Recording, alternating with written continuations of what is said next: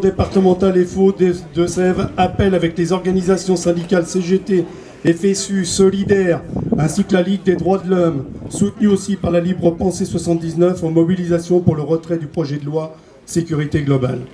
L'interdiction et la pénalisation de filmer et de diffuser des images des pratiques policières n'est qu'un article d'une loi qui entend instaurer un autoritarisme dans notre pays. C'est débarrasser en temps pour un état de droit de liberté fondamentale, dont celle de manifester librement sans risque de répression. Le projet de loi sécurité globale prévoit l'utilisation des drones pour permettre une surveillance étendue et particulièrement intrusive.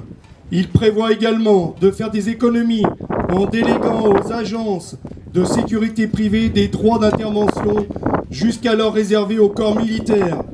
Il marque non seulement la privatisation des missions de défense de l'État, mais aussi leur transfert et l'élargissement des pouvoirs relatifs confiés aux forces de sécurité en France. Il étend les pouvoirs de la police municipale et renforcerait l'armement de celle-ci. Ce projet souscrit donc à la logique d'ouverture du maintien de l'ordre aux entreprises privées de sécurité qui pourront procéder à la verbalisation et au contrôle d'identité.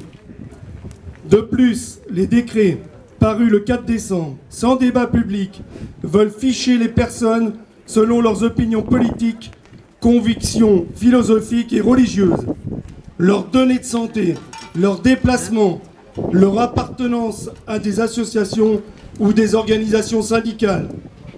Face aux licenciements massifs, aux fermetures d'emplois et d'entreprises, aux restructurations et réductions des services, face à la croissance des inégalités et de la pauvreté, l'ensemble de cette loi sécurité globale signe la volonté de nos gouvernants d'étouffer la liberté d'expression et toute forme de contestation sociale.